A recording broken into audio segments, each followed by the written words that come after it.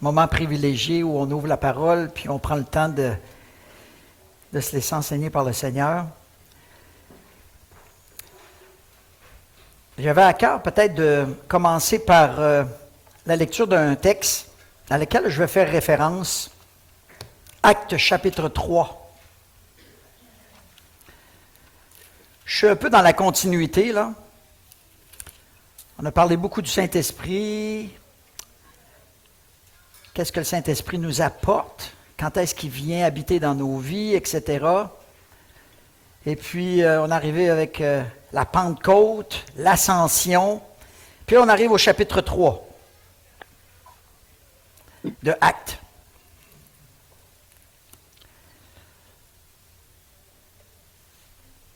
Jésus avait dit dans Jean chapitre 14, avant qu'il soit crucifié, arrêté, tout ça, « Celui qui croit en moi fera lui aussi les œuvres que moi je fais, et il en fera même de plus grandes. » C'est dur à croire, là, mais c'est Jésus qui dit ça.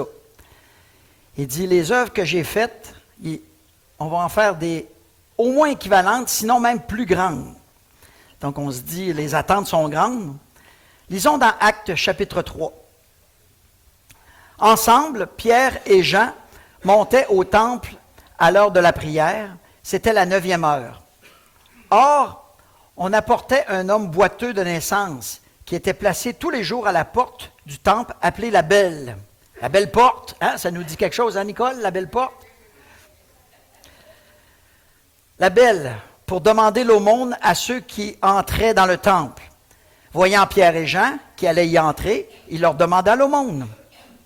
Pierre, de même que Jean, fixa les yeux sur lui et dit, « Regarde-nous. » Et il les observait, s'attendant de recevoir d'eux quelque chose. Mais Pierre lui dit, « Je ne possède ni argent ni or, mais ce que j'ai, je te le donne. Au nom de Jésus de Nazareth, lève-toi et marche. » Le saisissant par la main droite, il le fit lever. À l'instant, ses pieds et ses chevilles devinrent fermes. D'un bond, il fut debout et se mit à marcher. Il entra avec eux dans le temple en marchant, en sautant, en louant Dieu. Tout le peuple le vit marcher et louer Dieu. On le reconnaissait, c'était celui qui était assis à la belle porte du temple pour demander l'aumône. Et les gens furent remplis de stupeur et d'étonnement au sujet de ce qui était arrivé. Comme ils ne quittaient pas Pierre et Jean, tout le peuple, stupéfait, accourut vers eux, au portique appelé de Salomon. Pierre, à cette vue, dit au peuple, « Vous, Israélites, pourquoi vous étonnez-vous de cela? Pourquoi fixez-vous les regards sur nous, comme si c'était nous, par notre propre puissance ou par notre piété, avions fait marcher cet homme? Le Dieu d'Abraham, d'Isaac, de Jacob, le Dieu de nos pères, a glorifié son serviteur Jésus, que vous avez livré et renié devant Pilate, qui avait jugé bon de le relâcher. Mais vous avez renié le saint et le juste, et vous avez demandé comme une faveur qu'on vous remette un meurtrier. Vous avez fait mourir le prince de la vie, que Dieu a ressuscité d'entre les morts. Nous en sommes témoins. C'est par la foi en son nom et en son nom même que son nom même a rendu fort cet homme que vous voyez et reconnaissez. C'est la foi en Jésus qui lui a donné ce complet rétablissement en présence de vous tous. Verset 17. Et maintenant, frères, je sais que vous avez agi par ignorance ainsi que vos chefs. Mais Dieu a de la sorte accompli ce qu'il avait annoncé d'avance par la bouche de tous les prophètes, c'est-à-dire les souffrances de son Christ. Repentez-vous donc et convertissez-vous pour que vos péchés soient effacés, afin que des temps de rafraîchissement viennent de la part du Seigneur et qu'il envoie celui qui vous a été destiné, le Christ Jésus. Verset 21.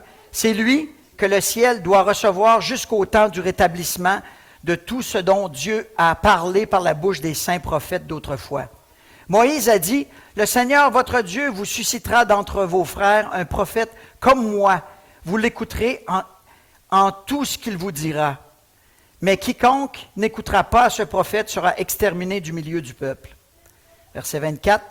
Tous les prophètes qui ont parlé depuis Samuel et ses successeurs ont aussi annoncé ces jours-là. Vous êtes les fils des prophètes et de l'alliance que Dieu a traitée avec vos pères, en disant à Abraham, « Toutes les familles de la terre seront bénies en ta descendance. » C'est à vous, premièrement, que Dieu, après avoir suscité son serviteur, l'a envoyé pour vous bénir en détournant chacun de vous de ses iniquités. Amen. Chapitre 4, verset 1. Tandis qu'il parlait au peuple, survinrent les sacrificateurs, les commandants du temple et les Sadducéens. Excédés parce qu'ils enseignaient le peuple et annonçaient en la personne de Jésus la résurrection d'entre les morts. Verset 3, ils portèrent la main sur eux et les mirent sous bonne garde jusqu'au lendemain, car c'était déjà le soir.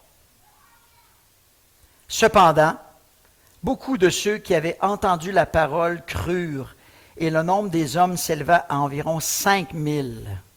Amen. Amen. Oui. Beau texte d'introduction, n'est-ce pas? Jésus est monté au ciel, le Saint-Esprit est venu et descendu, puis là on arrive dans Actes chapitre 3, où on voit la naissance de l'Église.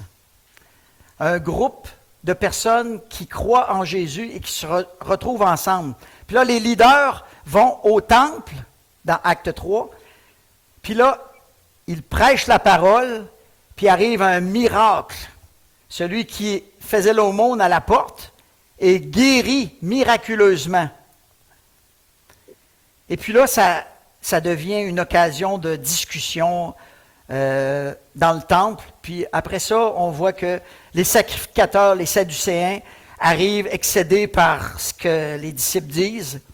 Et puis là, ils les arrêtent. Mais ça n'a pas empêché que ces gens-là qui ont vu, qui ont assisté, ils ont entendu, puis ont vu, ont cru. C'est intéressant de voir ici que, en plus des paroles que le Saint-Esprit met dans la bouche de Pierre et de Jean, il y a une manifestation qui arrive en arrière pour appuyer, pour renforcer la crédibilité de cette parole-là. Ça s'appelle les dons du Saint-Esprit. Amen. Les dons que Dieu donne. Dieu a déjà donné le Saint-Esprit qui habite en nous lorsqu'on est croyant, lorsqu'on s'est converti, lorsqu'on a donné notre vie au Seigneur Jésus. Mais en plus de ça, il bonifie son don en donnant des dons du Saint-Esprit. Qui peut recevoir le don du Saint-Esprit? Tous ceux qui sont nés de nouveau. Qui peut recevoir les dons spirituels liés au Saint-Esprit? Tous ceux qui sont nés de nouveau. Il faut avoir le Saint-Esprit pour recevoir les dons du Saint-Esprit. C'est quoi? C'est quoi un don du Saint-Esprit? Un don spirituel? J'ai une petite télécommande. Je pense qu'à la suite de ça, vous allez me suivre. Qu'est-ce qu'un don spirituel? C'est une capacité qui est donnée aux croyants qui vient de Dieu à exercer dans le cadre de l'Église une mission que Dieu lui a confiée. Cette habilité s'exerce par la puissance du Saint-Esprit.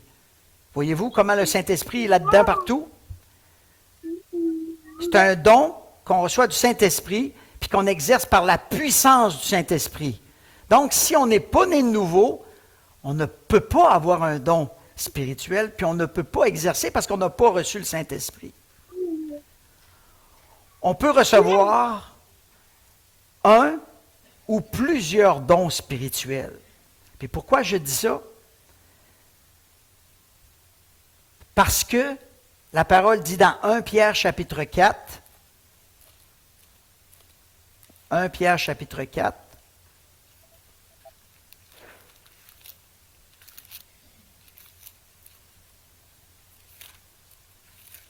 Pierre 4, verset 10. Puisque chacun a reçu un don. Chacun a reçu un don. Si vous êtes né de nouveau, vous avez reçu le Saint-Esprit, vous avez nécessairement un don spirituel. Ou plusieurs, mais au moins un. Puisque chacun a reçu un don, mettez-le au service des autres en bon intendant de la grâce si diverse de Dieu. Donc, on a tous des dons spirituels, au moins un. La différence entre un don spirituel et un talent naturel, hein? Souvent, ça, c'est pas clair. C'est quoi la différence entre un don spirituel et un talent naturel?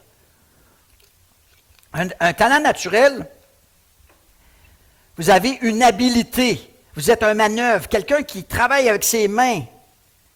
Vous avez des qualités. Que vous soyez croyant ou pas croyant, chrétien ou pas chrétien, vous l'avez, ça. C'est là. Dieu vous l'a donné. Mais c'est possible que lorsque vous venez au Seigneur, puis vous recevez un don en lien avec vos habiletés naturelles. C'est très probable. Si vous avez une facilité de communiquer, que vous, les présentations orales à l'école, là, ça ne vous stressait pas pantoute, puis vous étiez le représentant du syndicat, puis que vous allez tout le temps en avant pour parler au nom des autres, mais si vous vous convertissez, ça se peut que Dieu se serve de ça dans votre personnalité, de ce point fort-là, pour annoncer la parole, devenir un évangéliste, etc. Puis c'est pas vous qui allez le faire, c'est Dieu qui va le faire à travers vous. Mais il va se servir de votre disposition, puis votre talent naturel. C'est ça le mot que je cherchais. Mais ce n'est pas dit que tout passe par les talents naturels.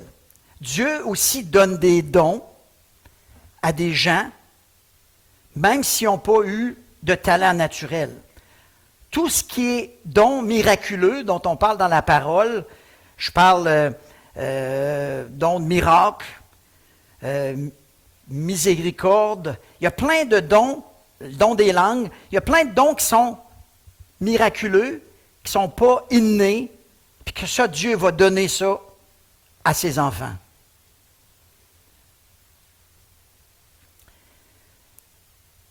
Quelqu'un peut être un enseignant, quelqu'un peut aimer les autres, avoir déjà une sensibilité aux autres, un désir de faire preuve de miséricorde dans sa nature même, mais quand il devient enfant de Dieu, Dieu va probablement utiliser ça pour renforcer, puis il va venir s'ajouter à l'Église pour combler l'Église dans ce manquement-là ou dans ce besoin-là. C'est ça souvent le plan de Dieu. Mais la capacité en tant que telle est dynamisée par l'Esprit. C'est pas moi, c'est plus fort que moi. Si des dons spirituels peuvent venir des talents naturels, ben ça sert à l'édification de l'Église. Le but, c'est l'avancement du royaume de Dieu. On voit ça dans 1 Corinthiens, chapitre 14. C'est surtout ce bout-là où on parle beaucoup des dons, là. 1 Corinthiens. Vous n'êtes pas sans savoir que les Corinthiens avaient beaucoup de misère à exercer les dons. La chicane t'a pogné, d'une certaine manière. Puis Paul va beaucoup enseigner sur les dons parce qu'il y a des choses qu'ils n'ont pas compris. 1 Corinthiens 14, verset 12, ça dit « De même, vous, puisque vous aspirez aux dons spirituels, que ce soit pour l'édification de l'Église, vos dons que Dieu vous a donnés, le don ou les dons, sont pour l'édification de l'Église. Ils ne sont pas pour vous, ils sont pour les autres. C'est ça le plan de Dieu. Tantôt, on a lu dans 1 Pierre, chapitre 4, verset 10, ça dit « Mettez vos services vos dons au service des autres », dit la parole. Donc, je parlais tantôt qu'il y avait des dons surnaturels. La prophétie, la guérison, les miracles, le discernement des esprits, les langues. C'est tous des dons qu'on appelle miraculeux. Ça ne vient pas de moi, puis je ne suis pas né avec ça. C'est Dieu qui va donner ça. Bon, pourquoi il y en a qui l'ont, puis parfois d'autres ne l'ont pas? Dieu donne à qui il veut, comme il veut. Mais souvent, lorsqu'il appelle quelqu'un à une œuvre, il va l'équiper pour l'œuvre pour laquelle il l'a appelé. Puis souvent, les dons que vous recevez sont en lien des fois avec la mission que Dieu veut que vous fassiez. Je vous donne un exemple très, très pratique. Si je vous disais que moi, j'étais un timide, un gêné, puis les présentations orales là, à l'école, là, c'était vraiment pas ma force. J'essaie de passer le dernier en espérant qu'il manque de temps, puis qu'il puisse dire, tu ne seras pas obligé de le faire. Mais quand Dieu m'a appelé, il m'a donné la capacité d'être devant vous, puis d'être à l'aise. Ça, je sais que ça ne vient pas de moi. Parce que quand je regarde en arrière, je sais comment j'étais avant de venir au Seigneur. Donc, c'est la même chose. Quand Dieu appelle quelqu'un à une œuvre, il va l'équiper, il va lui donner les dons, même s'il n'y avait pas de talent de relier avec l'appel en tant que tel, il va bonifier, il va équiper. Parce que si vous exercez un ministère, puis vous n'avez pas les dons avec, vous allez vous planter. Vous ne serez pas capable. Vous allez faire un bout, puis à un moment donné, vous allez vous épuiser. Ça prend les dons spirituels avec l'appel. Donc, si le Seigneur vous met un appel, attendez-vous de recevoir les dons qui sont nécessaires pour exercer cet appel-là. Ça va ensemble. Le but, c'est toujours l'utilité commune. C'est pour les autres. Le but des dons. On parle dans 1 Corinthiens chapitre 12, versets 4 à 7. 1 Corinthiens 12, versets 4 à 7.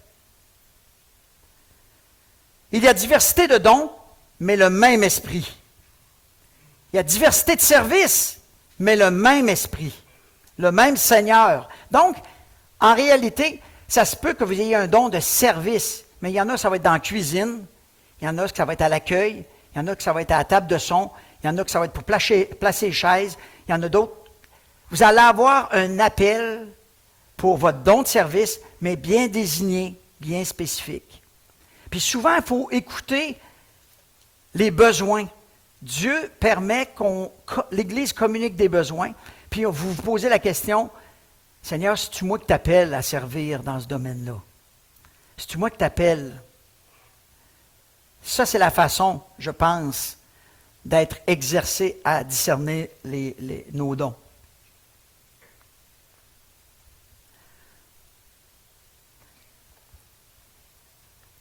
La suite, le but des dons spirituels.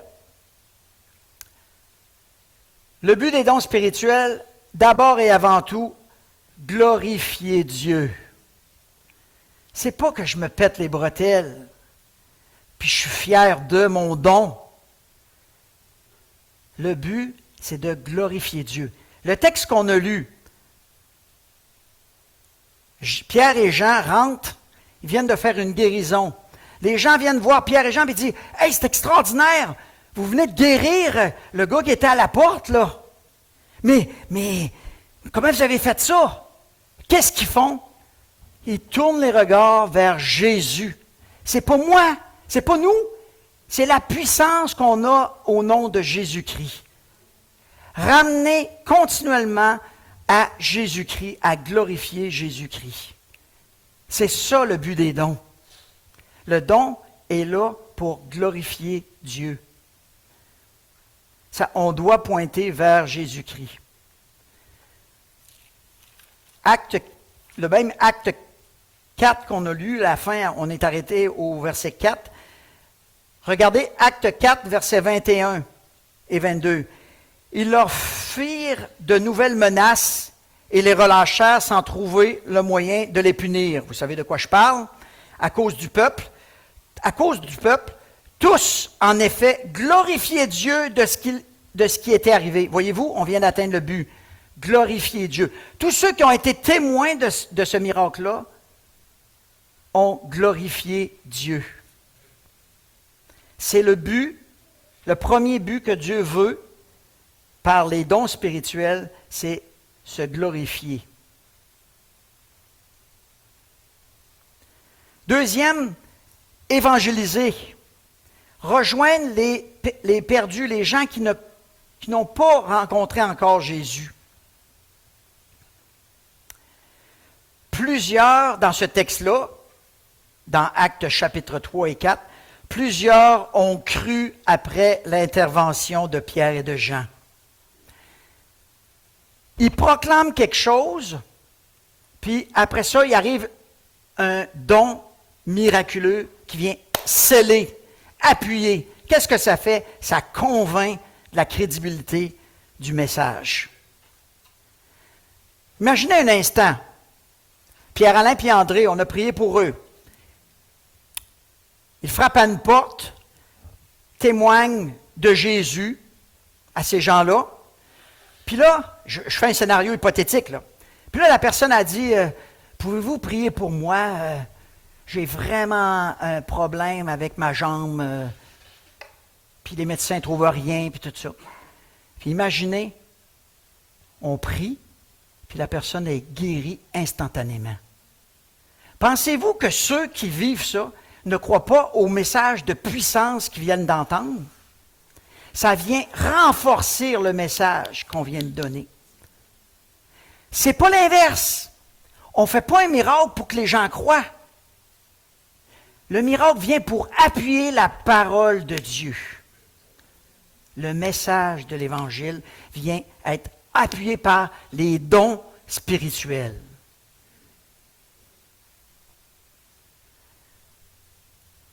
« 1 Corinthiens chapitre 2, versets 4 et 5. Je vais vous lire ça. 1 Corinthiens 2.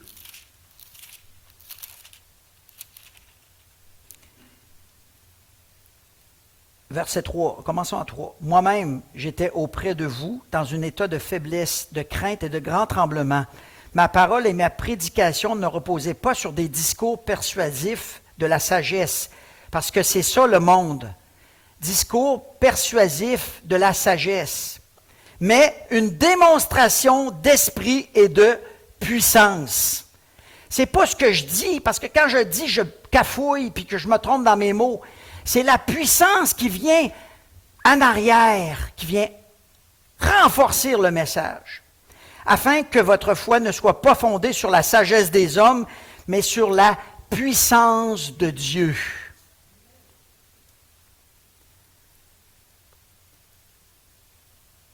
Je pensais à la Samaritaine. Rappelez-vous la Samaritaine.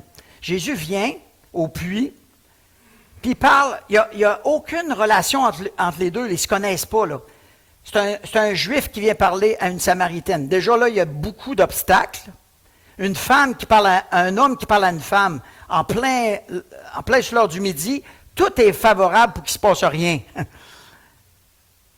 Jésus va annoncer l'Évangile.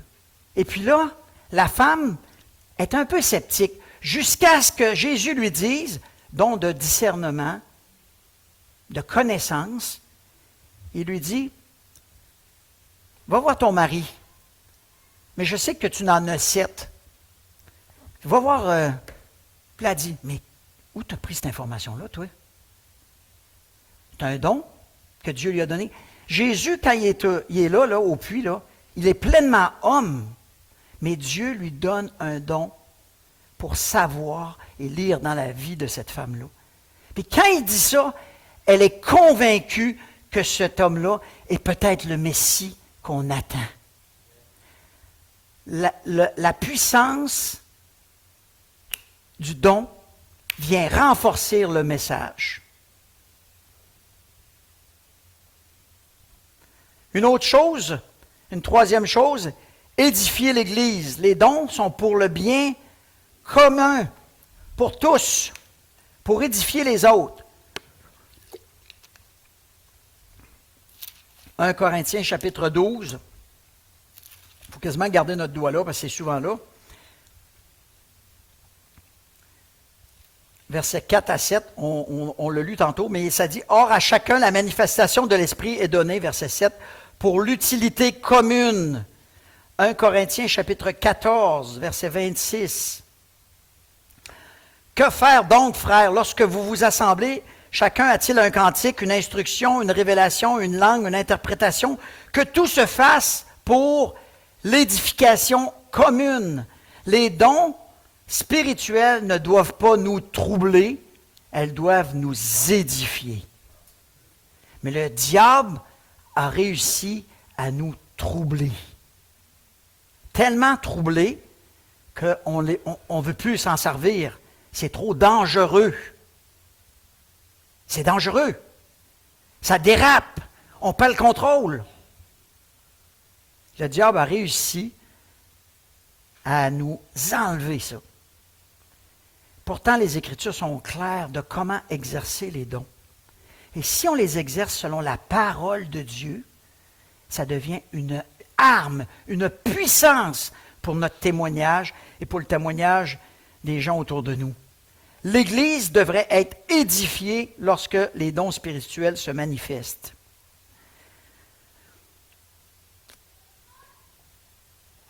Éphésiens chapitre 4, versets 11 à 13. C'est lui qui a donné les uns comme apôtres, les autres comme prophètes, les autres comme évangélistes, comme pasteurs, comme docteurs, pour le perfectionnement des saints.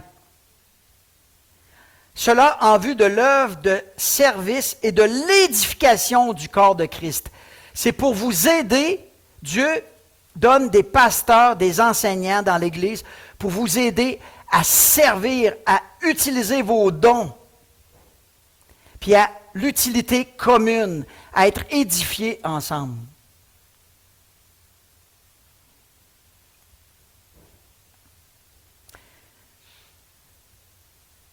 De manière générale, Dieu donne des dons à l'Église pour l'équiper afin qu'elle puisse exercer son ministère jusqu'au retour de Jésus-Christ. Un ministère puissant. Les dons viennent confirmer la vérité du message qui est annoncé, un message de grâce. Quatrième que j'ai sur la liste, c'est édifier l'Église. Ensuite, nous édifier personnellement. Bien que le don n'est pas pour toi, quand tu le sers, quand tu l'utilises, tu t'édifies toi-même.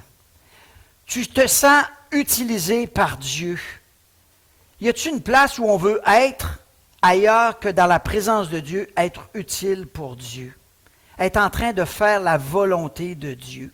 Comment c'est gratifiant, comment c'est honorant de savoir que Dieu s'est servi de mes faiblesses pour annoncer l'Évangile, pour toucher des personnes, pour apporter quelqu'un au Seigneur, etc. Vous êtes édifiés, encouragés dans votre foi. Jude chapitre 20, pas chapitre 20, il y a juste un chapitre. Verset 20, édifiez-vous vous-même sur votre très sainte foi et priez par le Saint-Esprit. Édifiez-vous lorsque vous êtes en service pour Dieu. Dieu va vous valoriser. Mais attention, il faut rester humble dans l'exercice de nos dons. Parce que la journée où je considère que vous ne pouvez plus vous passer de moi, je fais erreur. C'est l'orgueil qui prend la place de l'humilité. Remarquez dans Acte 3 comment Jean et Pierre sont humbles. Ils viennent de faire un miracle. Puis tout de suite, ils pointent vers Jésus. Ils ne prennent pas le crédit du tout. L'humilité, c'est la chose dont on a besoin pour exercer les dons de la bonne façon. On ne doit pas attirer l'attention sur nous, mais plutôt pointer vers Jésus.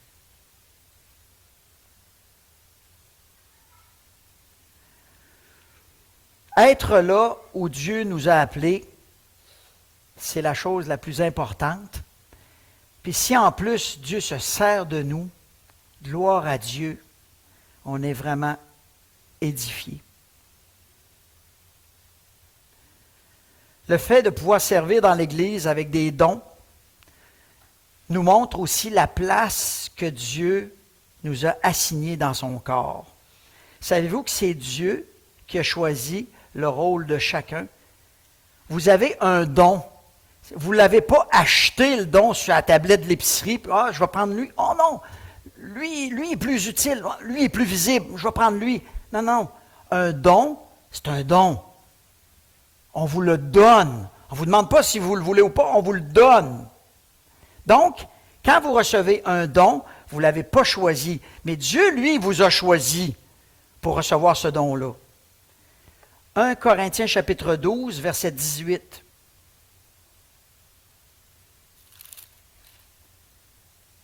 En fait, Dieu a placé chacun des membres dans le corps comme il a voulu. Il donne les dons qu'il veut à qui il veut en fonction de où tu es. Puis dites-vous une chose, si vous êtes dans cette église-là, à Duberger, puis vous avez un don, Dieu veut se servir de votre don dans cette église. Parce que peut-être qu'il y a pénurie de ce don-là dans l'église.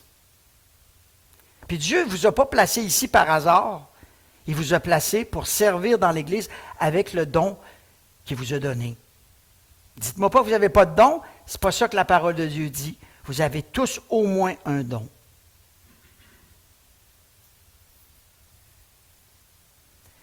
Vous savez,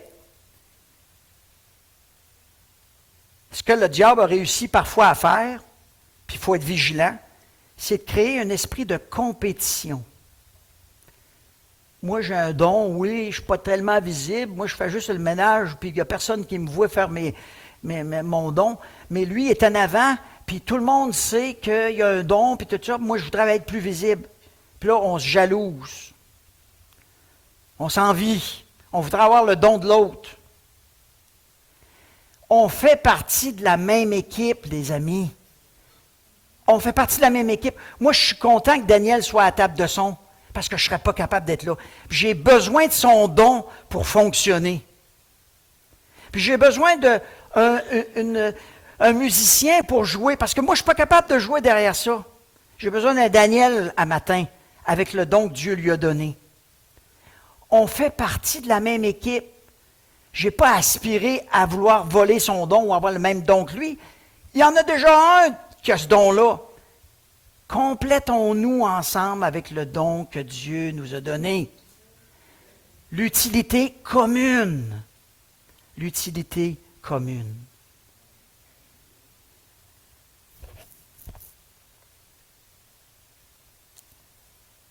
On va lire ensemble 1 Corinthiens chapitre 12.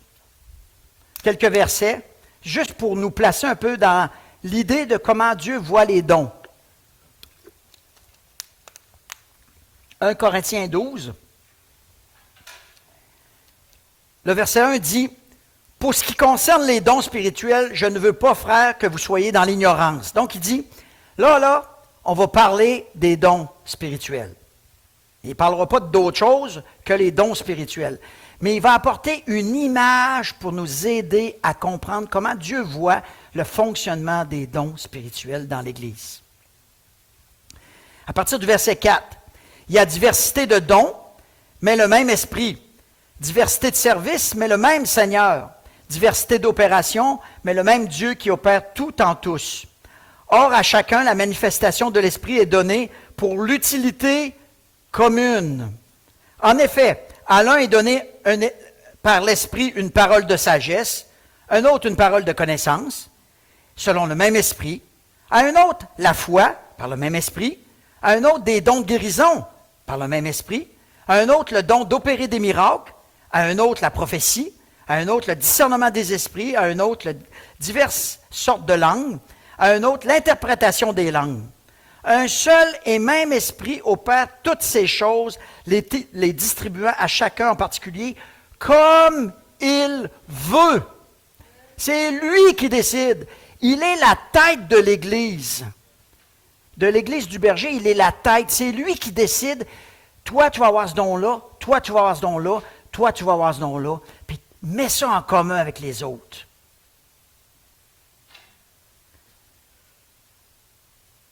Je t'ai rendu où? Verset 12. En effet, comme le corps est un, là, il va prendre une illustration pour nous aider comment utiliser les dons dans l'Église. Comme le corps est un, tout en ayant plusieurs membres, et comme tous les membres du corps, malgré leur nombre, sont qu'un seul corps, ainsi en est-il du Christ. Car c'est d'un seul esprit que nous tous, pour être un seul corps, nous avons été baptisés, soit juifs, soit grecs, soit esclaves, soit libres. Nous avons tous été abreuvés d'un seul esprit. Ainsi, le corps n'est pas formé d'un seul membre, mais de plusieurs membres. Écoutez, les amis, on est tous différents. On n'est même pas la même couleur. Puis Dieu nous met ensemble. Si l'Esprit de Dieu n'est pas là pour nous unir, c'est sûr que la chicane va pogner. C'est sûr. N'importe quel organisme humain place des gens ensemble, ils vont faire un petit bout, puis à un moment donné, la chicane va pogner. Ouais, mais moi, je peux. Moi, c'est. On revendique les affaires des autres, on n'est pas content, puis on chiale. L'Esprit de Dieu dit, je vous mets ensemble, puis en plus, je veux que vous travailliez ensemble. Je donne des dons, que tu as besoin de l'autre, je vous mets ensemble. Fait que quand moi, je n'ai pas le don, là, je me tourne vers René, je me tourne vers Denis, je me tourne vers d'autres. Parce que je sais que Dieu a donné le don. Il est là à quelque part. Puis, Paul va même dire aux Corinthiens, il ne vous manque aucun don. C'est ça le plan de Dieu. Dieu, il sait que pour que l'Église fonctionne, il faut qu'on ait un seul et même esprit, puis qu'on marche aussi ensemble avec les dons que Dieu nous a donnés pour l'utilité commune. Je t'ai rendu où à lire, là? Verset 14. Ainsi, le corps n'est pas formé d'un seul membre, mais de plusieurs. Écoutez bien. Si le pied disait, parce que je ne suis pas une main, je ne suis pas du corps, il n'en est point du corps pour autant. Et si l'oreille disait, parce que je ne suis pas un œil, je ne suis pas du corps, elle n'en est point du corps pour autant. Si le corps était tout œil, où serait l'ouïe? S'il était tout ouïe, où serait l'odorat? En fait, Dieu a placé chacun des membres dans le corps comme il l'a voulu. Si tous étaient un seul membre, où serait le corps? Christ est la tête de quoi? Il n'y a même pas de corps. L'Église est son corps. Si tous étaient verset 19, si tous étaient un seul membre, où serait le corps? Maintenant donc, il y a plusieurs membres, puis un seul corps. L'œil ne peut pas dire à la main, je n'ai pas besoin de toi. Ni la tête dire aux pieds, je n'ai pas besoin de vous. Mais bien plutôt, les membres du corps qui paraissent être les plus faibles sont nécessaires. Il n'y a pas de ministère inutile. C'est ça qu'il est en train de dire. Il n'y a pas de ministère, il n'y a pas de don que Dieu vous a fait qui ne servent à rien.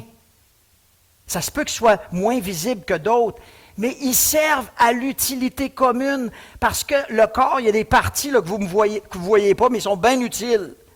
Je les cache. Ils sont cachés, mais ils sont bien utiles. Mon nez, vous le voyez, mais il y a d'autres parties que vous ne voyez pas, mais ils sont tout aussi utiles que mon nez. Pour sentir, lui, pour l'autre, c'est pour faire d'autres choses. Verset 22, mais bien plutôt, les membres du corps qui paraissent être les plus faibles sont nécessaires, et ceux que nous estimons être les moins honorables du corps, nous les entourons d'un plus grand honneur. Ainsi, nos membres les moins décents sont traités avec plus de décence, tandis que ceux qui sont décents, ils n'ont pas besoin. Dieu a disposé le corps de manière à donner plus d'honneur à ce qui en manquait, afin qu'il n'y ait pas de division dans le corps. Dieu ne veut pas de division dans le corps. Si on marche selon l'Esprit avec les dons que Dieu nous a donnés, il n'y aura pas de division dans le corps. mais que les membres aient également soin les uns les autres. Verset 26. Si un membre souffre, tous les membres souffrent avec lui. Si un membre est honoré, tous les membres se réjouissent avec lui. Vous êtes le corps de Christ et vous êtes ses membres, chacun pour sa part. Et Dieu a établi dans l'Église, premièrement, des apôtres, deuxièmement, les prophètes, des docteurs. Ensuite, il a donné le don de miracle, le don de guérir, le don de secourir, de gouverner, de parler diverses sortes de langues. Tous sont-ils apôtres? Je viens de vous dire que vous avez des dons différents. Tous sont-ils apôtres? Non. Tous sont-ils prophètes? Non. Tous sont-ils docteurs? Non. Mais il y en a envoyé dans l'Église des prophètes, des docteurs. Il y en a. Mais est-ce que vous êtes tous ça? Non.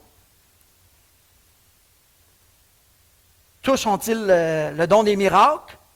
Tous ont-ils le don de guérir? Tous parlent-ils la langue? Tous interprètent-ils? Non. Puis là, il va dire, verset 31, aspirez aux dons les meilleurs. Je vais vous montrer une voie par excellence. Puis là, on va tomber à 1 Corinthiens 13, l'amour. Ce qui doit nous motiver à exercer les dons, c'est l'amour de son prochain. Chapitre 12 de Corinthiens parle des dons spirituels. Chapitre 13 dit ce qu'on a besoin pour exercer les dons. Puis chapitre 14 parle de comment exercer les dons en Église, dans la pratique. Fait que c'est là-dedans qu'on va aller. En passant, il n'y a personne qui a tous les dons. Ça se peut pas. Moi, là, j'ai pas tous les dons. Puis vous ne pouvez pas avoir tous les dons. Parce que ça irait contre la logique de Dieu qui dit qu'il donne des dons à toute l'Église. Sinon, que tout, on n'a pas besoin d'autres. On fonctionne tout seul. Il n'y a personne qui a tous les dons. Ça n'existe pas, ça. Donc, si je résume un petit peu ce qu'on vient de lire, c'est Dieu qui nous montre la place que l'Esprit nous assigne dans le corps de Christ. C'est Dieu lui-même qui nous montre la place qu'il veut qu'on joue. Verset 18, entre autres, dit ça. Dieu a placé chacun des membres dans le corps comme il a voulu. Deuxième chose, chaque croyant a une... c'est tout ça? Oui, hey, ils sont bons. Tu vois, vous voyez, je n'ai pas besoin du don de virer les pages, il y a quelqu'un qui s'en occupe. Chaque croyant a un rôle, une fonction à jouer dans le corps de Christ. On a tous une fonction à jouer dans le corps de Christ. Quand on n'exerce pas nos dons ou qu'on se retire de l'Église, on prive le corps des dons que Dieu nous a donnés. Puis ça se peut que le corps ait une carence. Il bouette. Parce que le pied n'est pas là. Donc ça se peut que j'aie besoin d'une béquille tout à coup, là. Vous n'avez pas d'idée comment on dépend les uns des autres dans le plan de Dieu. Puis quand on comprend ça, bien, ça prend vraiment une bonne raison pour ne pas faire partie du corps, pour me mettre à l'écart. Chaque croyant a de la valeur, est utile pour le corps de Christ. Tous les dons sont utiles. Une autre vérité, pas de division dans l'Église au sujet des dons. Chacun apprécie l'autre et se réjouit pour l'autre.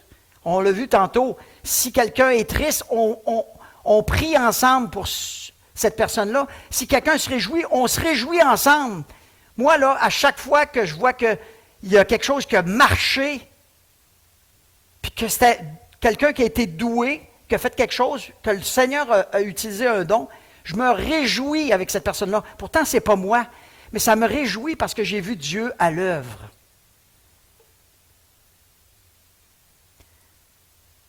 Si vous êtes dans une église, dans cette église, que Dieu vous a dirigé ici, c'est que son corps, l'église du berger, a besoin de vos dons pour avancer plus loin.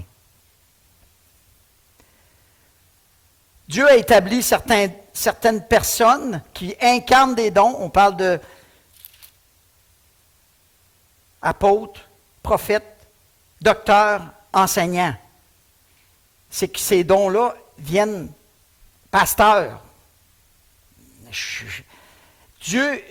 À cause de l'appel, Dieu me donne des dons. Mais ces dons-là, les amis, là, je ne les avais pas. Ils sont venus parce que Dieu a appelé. Puis si je jouais le rôle du pasteur, puis je ne suis pas appelé, je ne serais pas équipé pour répondre au service que Dieu me demande. Au service que moi, je vous impose. Parce que ce ne serait pas nécessairement Dieu qui m'aurait demandé ça. Il faut ensemble discerner la place que Dieu vous appelle à jouer dans le rôle. Je vais vous donner un exemple pratique. Souvent, là, pour discerner notre don, surtout quand on se dit, Seigneur, j'ai un don, j'ai compris ce matin que j'avais un don spirituel que tu m'as donné, je voudrais savoir c'est quoi. Exercer des ministères. Vous entendez un besoin, allez-y. Vous allez vite voir, l'Esprit va vous convaincre que c'est votre place ou pas votre place, puis vous allez vite voir que vous êtes à l'aise ou pas à l'aise. Vous allez discerner assez rapidement. Puis c'est essai-erreur, là. C'est pas grave. L'Église est une famille, on est capable de vivre avec ça. Il y a un besoin dans l'école du dimanche. Seigneur, je suis prof. Est-ce que ça se pourrait que tu m'appelles à? Allez l'essayer. Moi, là, pourtant j'enseigne. J'irai dans une classe d'école du dimanche. Je sortirai en courant. Je l'ai essayé. Les niveaux des enfants, là. Mais ma femme, elle, par exemple, elle est à sa place. Pourtant, là, aujourd'hui, on a une garderie. Vous pourriez dire, oui, c'est la continuité. Mais avant, elle n'avait pas de garderie. Au début, elle n'avait pas de garderie. Puis elle s'est posé la question, Seigneur, où tu me veux? Quand elle a goûté à ça, un poisson dans l'eau, elle s'est sentie à sa place, elle n'a jamais douté. Puis Dieu l'a équipée. Puis aujourd'hui, là, je suis certain qu'il n'y a personne qui doute que ma femme n'est pas à sa place dans l'école du dimanche. Mais c'est essai-erreur. Elle avait essayé d'autres choses, puis ça n'avait pas cliqué. Mais là, ça s'est révélé. Ça, c'est une façon de discerner vos dons. Quand vous entendez des besoins, allez tester pour voir. Ça se peut que vous le fassiez puis que vous reculiez après, puis c'est correct. Ça se peut. Mais enviez pas celui qui est déjà là avec le don. Il fait partie de la même équipe. On fait partie de la même équipe. On est ensemble dans l'œuvre du Seigneur. Puis on veut faire avancer l'Église. Envions-nous pas, jalousons-nous pas. Chacun, on a un rôle à jouer dans le plan de Dieu. Il faut juste discerner, c'est quoi mon rôle. J'achève. Attitude d'humilité. On doit avoir cette attitude-là. C'est essentiel pour exercer les dons parce qu'ils sont vers les autres. Un cœur de serviteur, de soumission. Ça, c'est comme des prérequis. Soyez à l'écoute de Dieu, des besoins autour de vous. Puis Dieu va vous montrer, il va vous équiper s'il vous appelle à quelque chose de particulier. Je termine avec une exhortation. Philippiens chapitre 2, versets 1 à 18. S'il y a donc quelque consolation en Christ, s'il y a quelques encouragements dans l'amour, s'il y a quelque communion de l'esprit, s'il y a quelque compassion et quelque miséricorde, mettez le comble à ma joie, dit Paul, afin d'avoir une même pensée, un même amour, une même âme, une même pensée. Ne faites rien par rivalité, par vaine gloire, mais dans l'humilité, estimez les autres au-dessus de vous-même. Que chacun de vous, au lieu de considérer ses propres intérêts, « Hey, moi j'ai un don, c'est quelque chose, ils ne peuvent pas se passer de moi », considérez ceux des autres. Comment j'ai besoin de vous autres. Ayez en vous la pensée qui était en Jésus-Christ.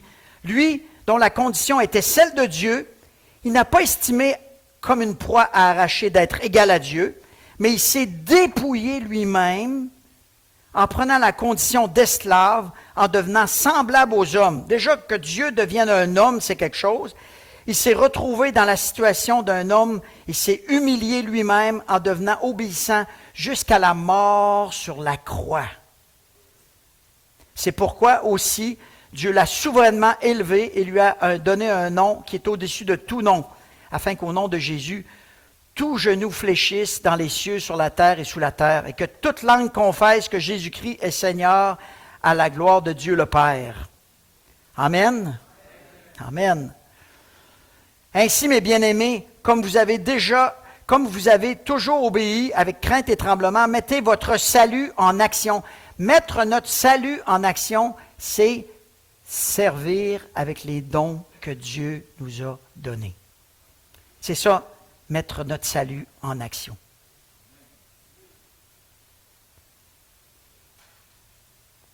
Non seulement comme si vous y étiez, comme lui il va dire, Paul, non seulement comme si j'étais présent, mais bien encore plus parce que je suis absent. Verset 13, car c'est Dieu qui opère en vous le vouloir et le faire selon son bon dessein. Dieu fait le vouloir et le faire. Il vous met à cœur un ministère, il donne les instruments, les dons qui vont pour pouvoir exercer ce ministère-là. Le vouloir et le faire viennent de Dieu. Ça ne vient même pas de moi.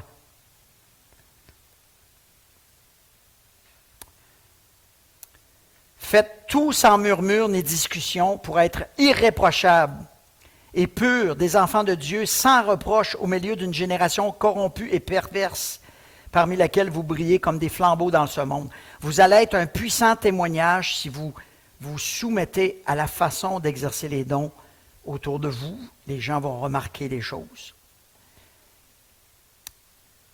Puis il va dire au verset 18, « Réjouissez-vous de même et réjouissez-vous avec moi. » Gloire à Dieu, parce que c'est ça son plan. Il nous donne le Saint-Esprit par la nouvelle naissance. Avec le Saint-Esprit, il nous donne au moins un don. Il nous incorpore dans une église, puis il nous demande de servir dans cette église-là pour l'utilité commune, ensemble. Ça, c'est le plan de Dieu. Parce que si c'était le plan des hommes, ça faisait longtemps que l'Église serait morte. C'est le plan de Dieu. Puis gloire à Dieu, parce qu'il donne dans l'Église ce dont le corps a besoin. OK? Donc, réjouissons-nous, un peu comme dit Paul à la fin de Philippiens, réjouissons-nous de ce que Dieu, son plan, est en train de s'accomplir. Oubliez jamais, on fait partie de la même équipe. Chaque fois qu'il y en a un qui fait un bon coup, il a fait un bon coup pour l'équipe. Présentement, c'est des éliminatoires, là, des séries. Là. OK? Puis quand il y en a un qui compte un but, là, ben, le goaler ne dit pas, ben, moi, j'aurais aimé ça, moi, que ce soit moi qui compte le but gagnant. Non, lui, il les arrête. Sa job, c'est de les arrêter. Chaque fois qu'il en arrête un, les autres disent, hey, on est content que tu aies arrêté parce que moi, je n'aurais pas pu arrêter à ta place. On fait partie de la même équipe, les amis. Donc, servons ensemble ce même bon Dieu. On va terminer avec un chant. Es-tu capable? Est-ce que vous voulez jouer, les gars? J'ai commencé avec acte 4, acte 3 plutôt. Ça dit, je n'ai ni argent ni or, mais ce que j'ai, je te le donne. Au nom puissant de Jésus-Christ de Nazareth, lève-toi et marche.